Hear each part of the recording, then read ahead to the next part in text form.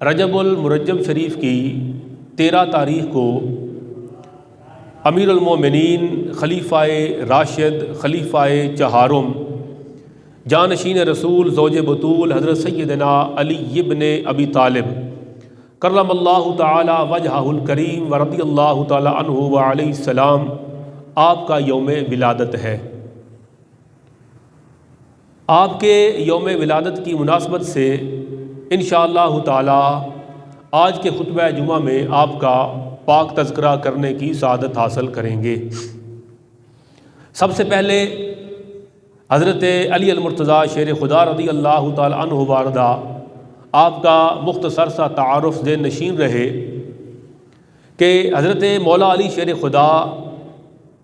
آپ کی والدہ ماجدہ کا نام فاطمہ بنت اسد اور آپ کے والد ماجد کا نام حضرت ابو طالب ہے۔ حضرت علی المرتضیٰ شیر خدا کرم اللہ تعالی وجہہ الکریم آپ حضور صلی اللہ تعالی علیہ وسلم کے چچا زاد بھائی ہیں۔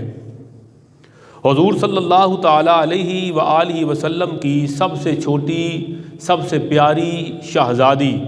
سیدہ فاطمہ الزہرا سلام اللہ تعالی علیہا آپ کے شوہر نامدار ہیں،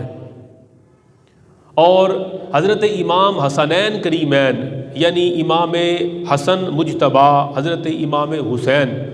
علیہ السلام آپ کے والد محترم ہیں۔ آپ کی والدہ حضرت فاطمہ بنت اسد نے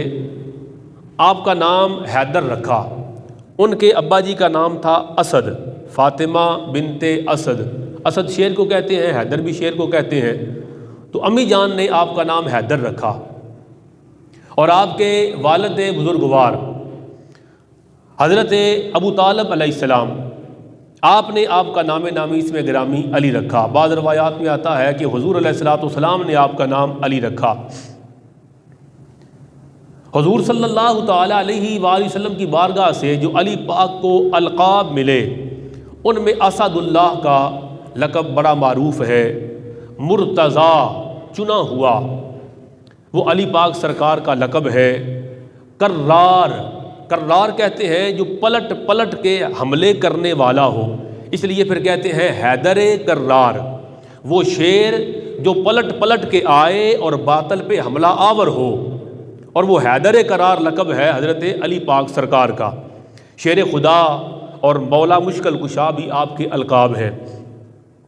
حضرت علی پاک سرکار کی کنیت دو ہے، ایک ابو الحسن، چونکہ آپ کے بڑے صاحبزادے کا نام حسن ہے ان کی وجہ سے آپ کی کنیت ابو الحسن،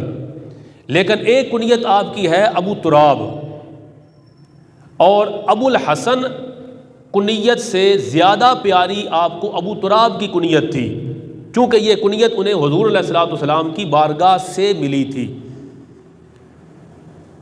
جب حضور صلی اللہ تعالی علیہ وآلہ وسلم کی عمر مبارک ہوئی 30 سال، تب علی پاک سرکار کی ولادت ہوئی، تو وہ بنتا ہے عام الفیل کے 30 سال بعد، یعنی وہ جو ہاتھی والا واقعہ پیش آیا، ابرہہ بادشاہ نے ہاتھیوں کا لشکر بھیجا خانہ کعبہ کو گرانے کے لیے،